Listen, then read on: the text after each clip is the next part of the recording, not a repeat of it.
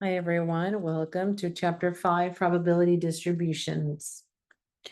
In this section, we are going to be looking at probability distributions and what they are and how to find them. So probability distributions. So remember that back in Chapter 4. So in Chapter 4, we discussed probability. Well, Chapter 5 is an extension to probability and what statisticians do with probability. One of the things that one of the first things is we calculate a probability distribution. And a probability distribution works a lot like probability in the sense of we know it's going to be anything ranging from 0 to 1. So let's look at that. In this section, we are going to be introducing the concept of a random variable. Most of the time, the random variable is represented by X, is represented by X. The variable it's represented by. We illustrate how a probability histogram. So we talked about a frequency histogram back in Chapter 2. In Chapter 5, we look at a probability histogram. So then a probability histogram is a graph that visually depicts a probability distribution. So it shows a probability distribution. We show how to find the important parameters of a mean, standard deviation, variance for a probability distribution. Most importantly, we describe how whether the outcomes are significant, significantly high, or significantly low. And then we're going to look at the basic concepts of a probability distribution. So again, we are going to look at this random variable. Again, it's typically represented by X that has a single numerical value determined by chance for each outcome of a procedure. So for example, X will represent a numerical value.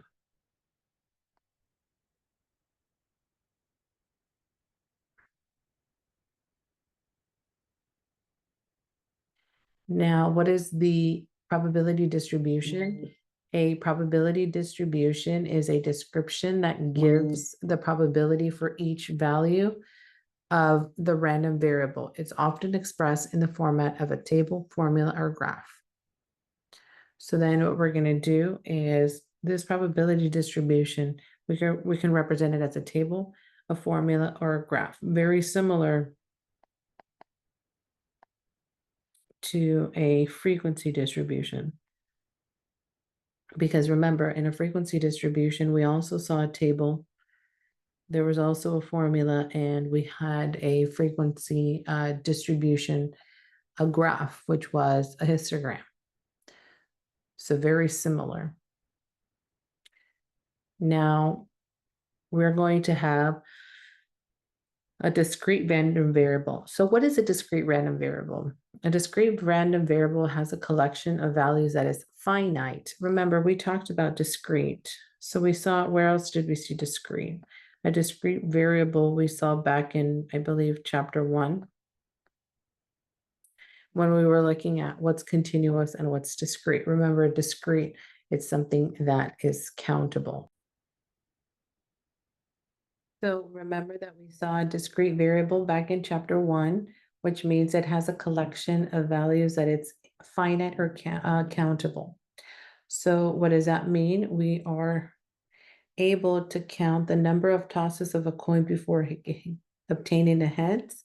We also saw an example of a continuous random variable, things that are impossible to count them individually because at least some of them are on a continuous scale, such as body temperatures, or we saw that a scale between 0 and 12. And then we noticed that in between, there's infinite values in between 0 and 12. That was another example of a continuous variable. So we were able to identify the two different variables, and that's going to occur in a probability distribution. We're also going to be determined whether the variable is, so in a probability distribution,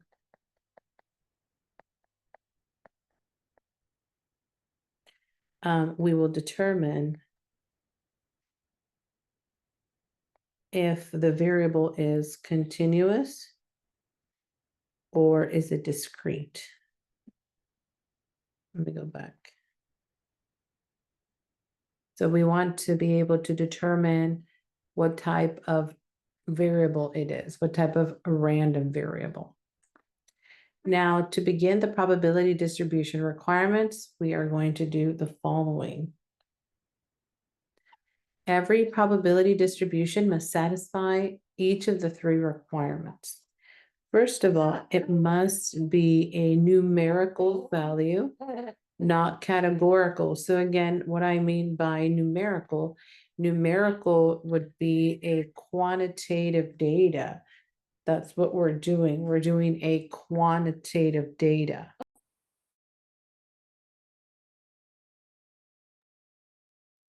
There must be a random variable X.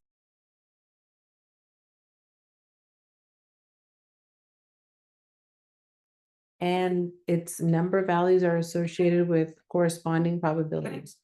So there must be a probability within the value X. Now, also, we have to have this condition, satisfying this condition of the sum of the probabilities should equal 1, where X assumes all the possible values. So when we add all of them, the sum must gives us values that are at most 1. The sum of all of the probabilities is 1. That's the second condition. The third condition is that each of the probability will have to be between 0 and 1. So again, this is for each of the individual values. So each individual value should be anywhere between 0 and 1. And remember that this variable X is random. So X is a random variable, not just whichever variable, but it's a random variable. Let's look at an example. Let's determine whether this qualifies to be a probability distribution. So let's consider tossing 2 coins with the following random variable. What is X represented here? X is representing the number of heads when 2 coins are tossed. The above X is a random variable because it's a numerical value. That depends on chance. Remember, this is a quantitative, not categorical. So what we have here is the number of heads tossing. So we have a 0, a 1, and a 2, and we have probabilities. The probability here, what is the probability of tossing no heads for 2 coins? It's 0.25, the probability of obtaining 1 head, and the probability of obtaining 2 heads. Well, the first condition is being met. Again, the first condition that it's a numerical value, that's the first thing. So the first condition is satisfied, it is a numerical value. The second one is that the sum of the probability of X, the sum of P of X is equal to 1. So let's check. So it's 0.25 plus 0.50 plus 0.25. That gives us a total of 1.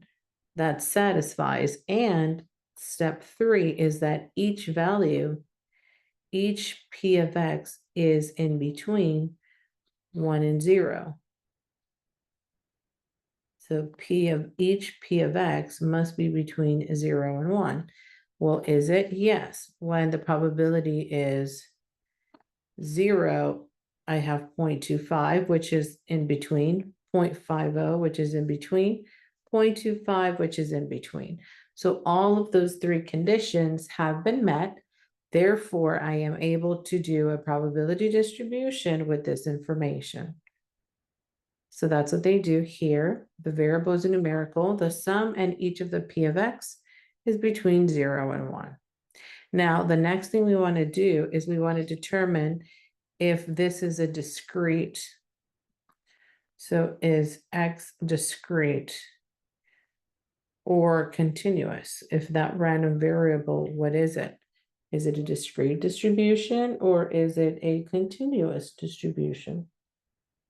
So then we notice that 0, 1, and 2 and 3 is a finite number. Because it's finite, is countable, then we can say that this is a discrete random variable. This coin toss example is a discrete random variable, this X value. Okay, and with that, we check probability distribution. Now, we said that a probability distribution is seen in 3 different ways. We said a probability distribution can be identified through a table, which is the one that we just saw. So the first example of a probability distribution was using a table. The next one was you can use a formula and then a graph. So then we're going to look at a probability histogram. What is a graph of a probability distribution? A probability histogram, again, is very similar to a relative frequency histogram, but the vertical scale, now the difference is that the vertical scale is a probability instead of the frequency or relative frequency, right? So based on our actual example, what we're going to do is we're going to mimic the example that we saw in our table with the 2 coins that are being tossed. So the probability was 0, 0.25, and 0.50, and we have to place this in order. And then on the horizontal side is how many did we do? So those are our X values, X being 0, X being 1, and X equal 2. The probability when you obtain no heads, 1 head, or 2 heads.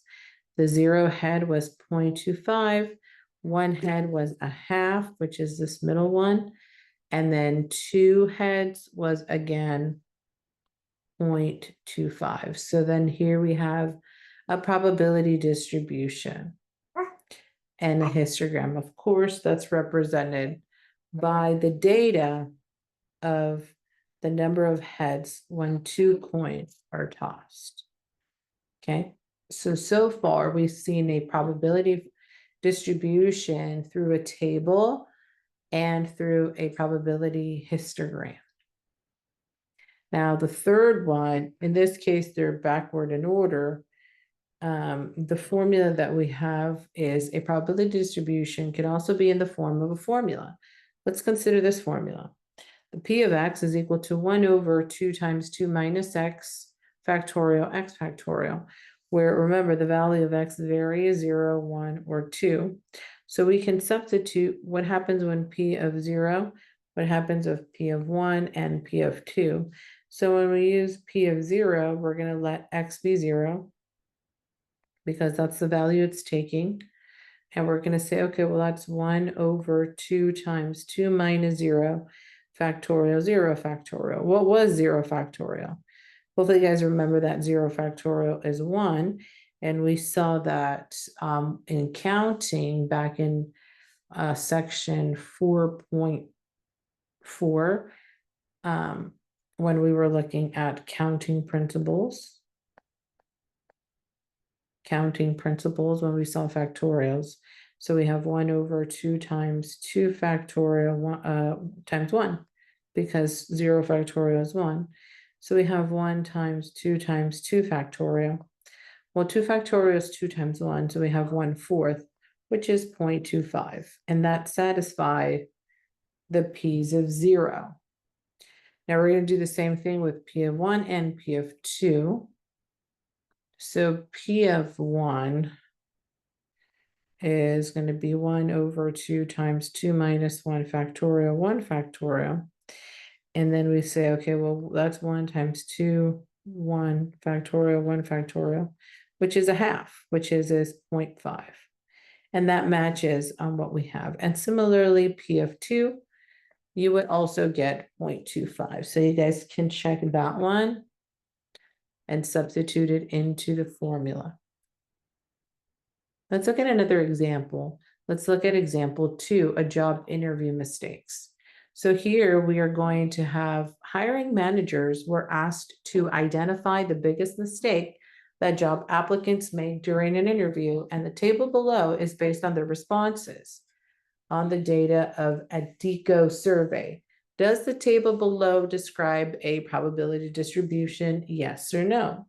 Well, first of all, we have to notice inappropriate attire, being late, lack of eye contact, and checking phone or texting.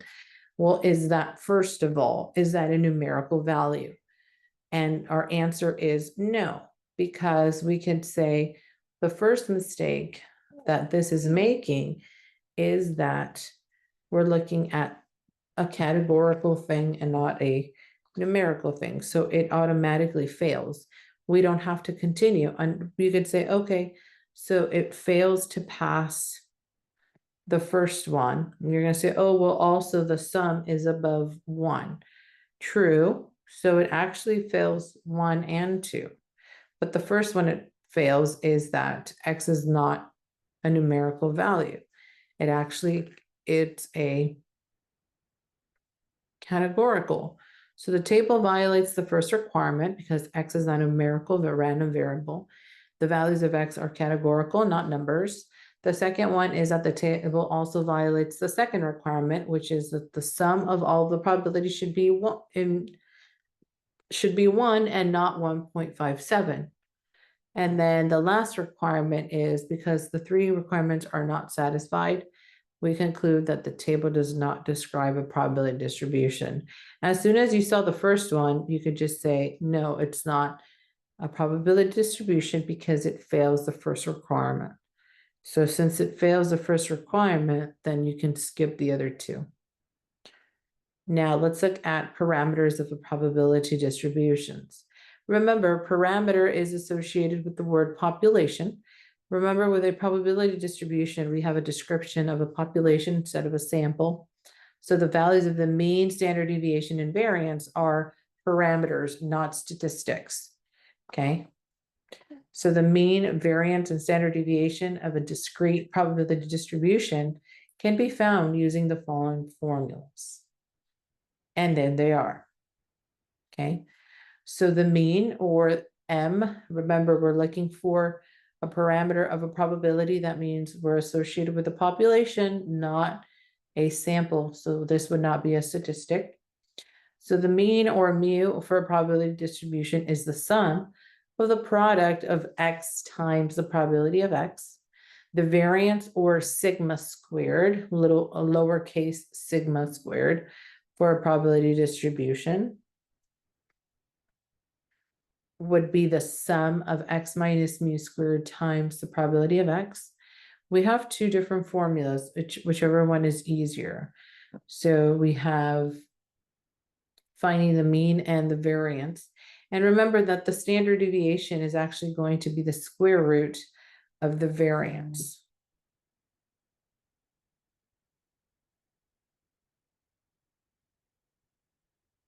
So remember, we are going to first find the variance and then the standard deviation by just taking the square root of that. So just by taking the square root of the variance, we can get our standard deviation, and that would be our parameter. Okay.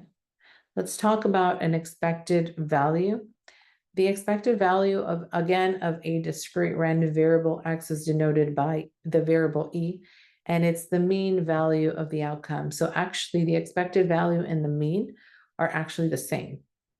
So expected value and population mean are equal, at least for a probability distribution. Okay. Let's look at finding the mean, the variance, and standard deviation of this example. And here I'm going to pause and then we'll continue.